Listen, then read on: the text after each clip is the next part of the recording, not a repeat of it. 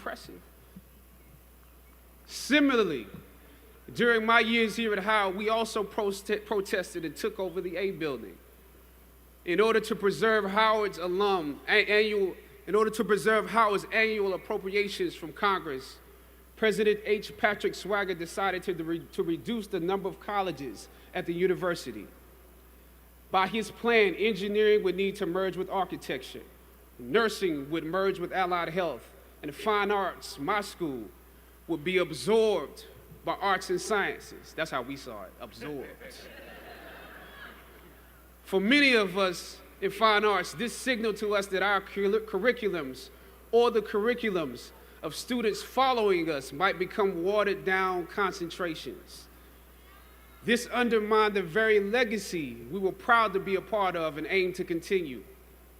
The Fine Arts program had produced Felicia Rashad, Debbie Allen, Isaiah Washington, Richard Wesley, Donnie Hathaway, Roberta Flack, just to name a few. We felt that, yes, you could go on and on, We felt that we could compete with students from Juilliard, NYU, and Cal Arts as long as we continued to have a concentrated dosage that rivaled a conservatory experience. But without it,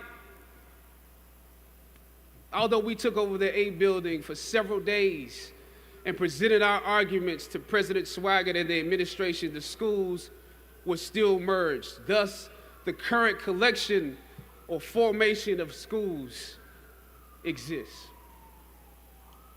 That's why I view your recent protest as such an accomplishment for both sides of the debate, student and administration.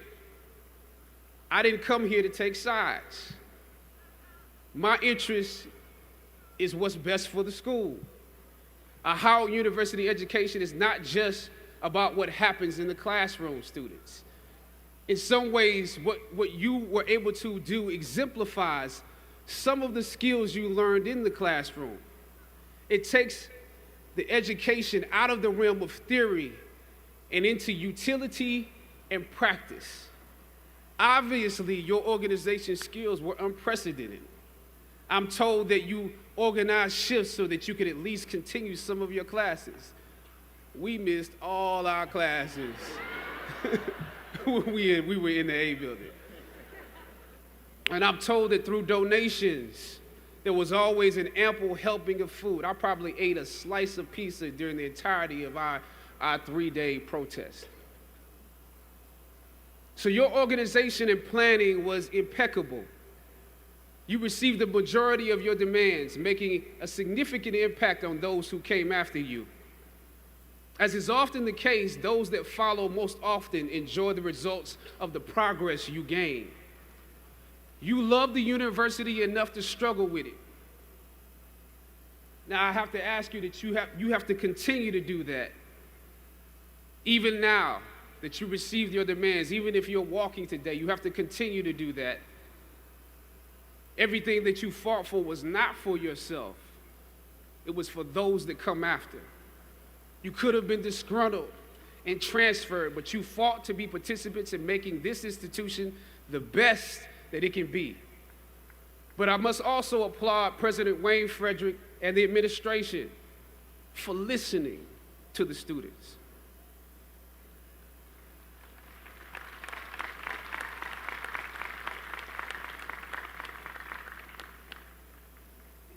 Your freedom of speech was exercised in a way where you can contribute to this place.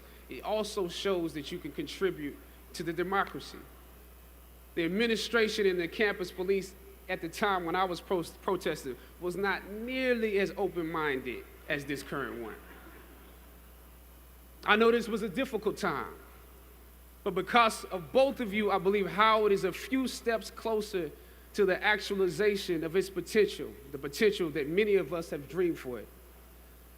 Students, your protests are also promising because many of you will leave Howard and enter systems and institutions that have a history of discrimination and marginalization.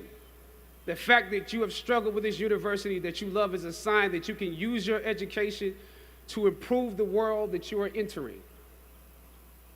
I was on a roll when I entered the system of entertainment, theater, television, and film.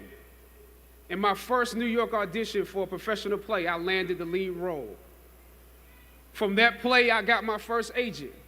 From that agent, I got an on-screen audition. It was a soap opera. It wasn't Third Watch.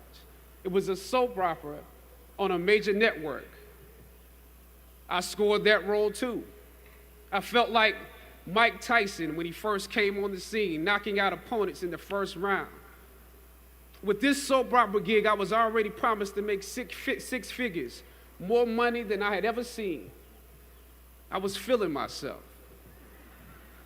But once I got the first script, and with soap operas, you very often get the script the night before and you shoot the whole episode in one day with little to no time to prepare. Once I saw the role I was playing, I found myself conflicted. The role wasn't necessarily stereotypical. A young man in his formative years with a violent streak pulled into the allure of gang involvement. That's somebody's real story. Never judge the characters you play. That's what we were always taught. That's the first rule of acting. And any role play, honestly, can be empowering. But I was conflicted because this role seemed to be wrapped up in assumptions about us as black folk. The writing failed to search for specificity. Plus, there was barely a glimpse of positivity or talent in the character, barely a glimpse of hope. I would have to make something out of nothing. I was conflicted. Howard had instilled in me a certain amount of pride, and for my taste, this role didn't live up to those standards. It was just my luck that after filming the first 2 episodes, execs of the show called me into their offices and told me how happy they were with my performance. They wanted me to be around for a long time. They said, if there was anything that I needed, just let them know. That was my opening.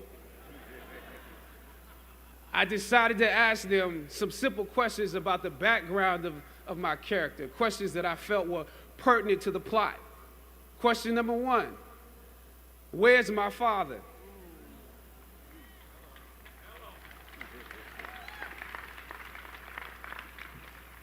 The exec answered, well, he left when you were younger. Of course. Okay. Question number 2.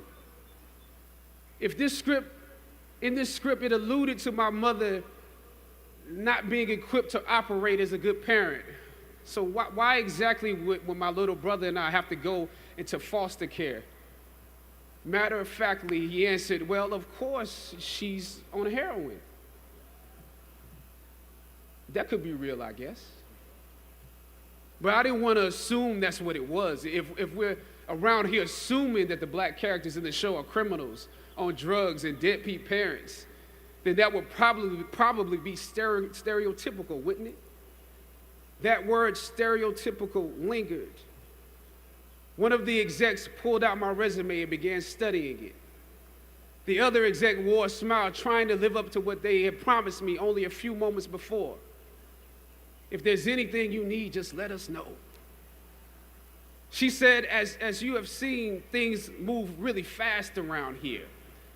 But we are more than happy to connect you with the writers if you have suggestions. Yeah, I said, that would be great. I said, because I'm just trying to do my homework on this. I didn't know if you guys had decided on all the facts, but maybe there's some things we could come up with, some talent or gift that we could build. Maybe he's really good at math or something.